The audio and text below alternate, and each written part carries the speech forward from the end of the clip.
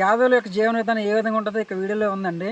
మా ఊరికి దగ్గరలో అయితే ఒక తోటలోనైతే గొర్రెలు మరి అదేవిధంగా మేకలను అయితే ఒక మందలాగా వీరు కూడబెట్టుకొని ఫ్రెండ్స్ చూడండి, ఇక్కడైతే మేకల మంద అయితే ఉంది కదా, చుట్టూ అయితే ఈ విధంగా నెట్ అయితే కట్టేసి ఉంది.